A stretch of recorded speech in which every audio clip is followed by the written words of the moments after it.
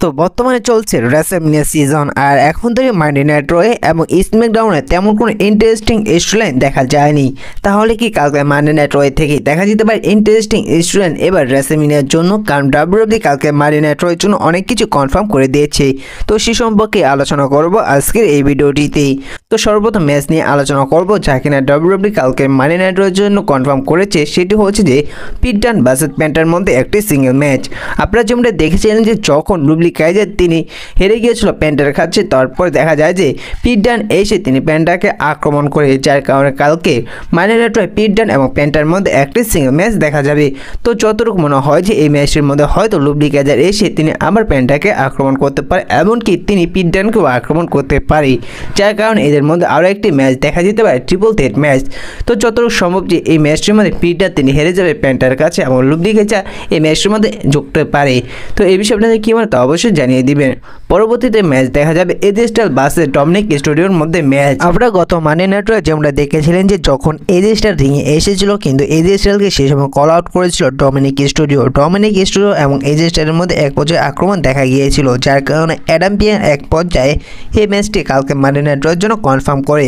আর এই ম্যাচটির মধ্যে কে জিতবে? দেখুন, এজে স্টাইলস যেহেতু তিনি লম্বা সময়ের পর আবার ডাব্লিউডাব্লিউতে রিটার্ন এসেছে এবং তিনি রিটার্ন আসার পর এটি তার প্রথম ম্যাচ হতে যাচ্ছে, যার কারণে এই ম্যাচটির মধ্যে কোনো সম্ভাবনা নেই যে এজে স্টাইলস তিনি ডমিনিক স্টুডিওর কাছে হেরে যাবে, যার কারণে এই ম্যাচটির মধ্যে এজে স্টাইলস তিনি ডমিনিক স্টুডিওকে হারিয়ে এই ম্যাচটির মধ্যে ভিক্টোরি নিয়ে নেবেন।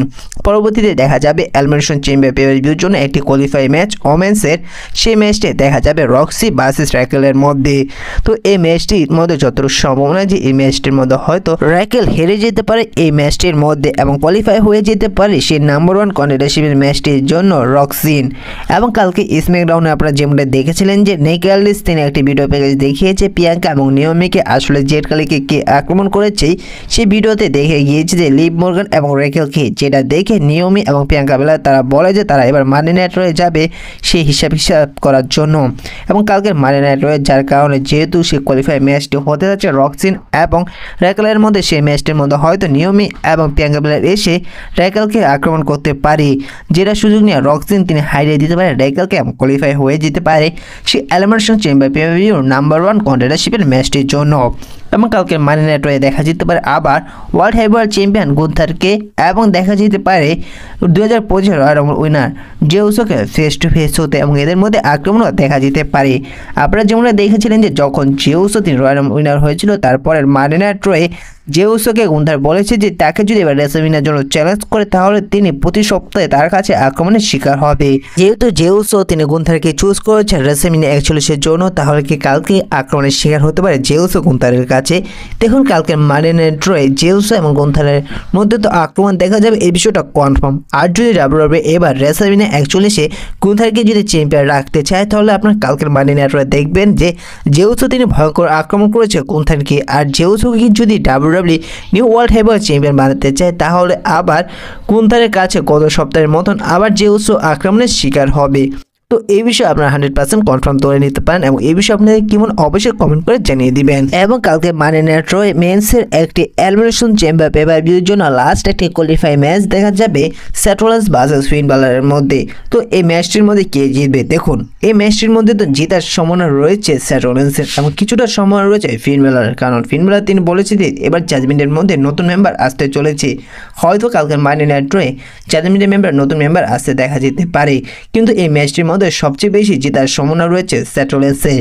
আর যদি ডাব্লিউডাব্লিউই আমাদের কোনো সারপ্রাইজ করতে চায়, রেসলম্যানিয়া সিজন যেহেতু চলছে, সেটা হতে পারে যে এই ম্যাচের মধ্যে হয়তো রোমান রেন্সের রোমান রেন্স রিটার্ন এসে তিনি আক্রমণ করতে পারে সেথ রলিন্সকে এবং যেটা সুযোগ নিয়ে ফিন বালার কোয়ালিফাই হয়ে যেতে পারে এলিমিনেশন চেম্বার পে-পার-ভিউ সেই নাম্বার 1 কন্টেন্ডারশিপের ম্যাচটির জন্য সেথ রলিন্সকে হারিয়ে। আপনারা যেমনটা দেখেছিলেন যে রয়্যাল রাম্বল পে-পার-ভিউতে সেথ রলিন্স তিনি ভয়ঙ্কর আক্রমণ করেছিল রোমান রেন্সকে, আর এখন তিনি রোমান রেন্সকে দেখা যায়নি, কিন্তু রিপোর্ট অনুযায়ী জানা যাচ্ছে যে রোমান রেন্সকে দেখা যেতে পারে এলিমিনেশন চেম্বার পে-পার-ভিউর পরেই। আর যদি ডাব্লিউডাব্লিউই আমাদের কোনো বড় সারপ্রাইজ দিতে পারে, সেটি হচ্ছে যে কালকে মানডে নাইট রয়ে সেথ রলিন্সকে আক্রমণ করার জন্য রোমান রেন্সকে রিটার্ন এসে। তো আমার আরও একটি বিষয় মনে হচ্ছে যে সেটি হচ্ছে যে কালকের মানডে নাইট রয়ে যদি রোমান রেন্স আসে, তিনি এসে হয়তো এই ম্যাচটির মধ্যে ঢুকে যেতে পারে, তিনি এসে হয়তো সেথ রলিন্সকে এবং ফিন বালারকে ভয়ঙ্করভাবে আক্রমণ করতে পারে এবং এদের যে সিঙ্গেল ম্যাচটি হতে যাচ্ছে এলিমিনেশন চেম্বার প্রিভিউ কোয়ালিফাই ম্যাচটি, সেই ম্যাচটি একটি ট্রিপল থ্রেট ম্যাচ হয়ে যেতে পারে। যে ম্যাচটির মধ্যে রোমান রেন্স তিনি জিতে এলিমিনেশন চেম্বার প্রিভিউ নাম্বার 1 কন্টেন্ডারশিপের ম্যাচটির জন্য চলে যেতে পারে এবং তিনি রেসলম্যানিয়া মেইন ইভেন্ট করে আরও একটি সুযোগ পেয়ে যেতে পারে এবং তিনি সেই ম্যাচটির জন্য সমস্ত কিছুই করতে পারে। তো এই বিষয়ে আপনাদের কি মনে অবশ্যই কমেন্ট করে জানিয়ে দিবেন। আর কালকে মানি নাইট রয়ে কি আসলে রোমান রেন্সকে রিটার্ন দেখা যেতে পারে? তিনি এসে কাকে আক্রমণ করবে? শুধু সেথ রোলিন্সকে আক্রমণ করবে নাকি সাথে সাথে আক্রমণ করে ফিন বেলারকে? এই বিষয়ে অবশ্যই কমেন্ট করে জানিয়ে দিবেন। ভিডিওটি যদি ভালো লাগলে অবশ্যই লাইক করে দিবেন। ছোট রেসলিং চ্যানেল নতুন হয়ে থাকলে প্লিজ চ্যানেলটি সাবস্ক্রাইব করে দিবেন। তো দেখা হচ্ছে পরবর্তী নতুন কোনো ভিডিওটিতে। ততক্ষণ ভালো থাকুন, সুস্থ থাকুন, ধন্যবাদ।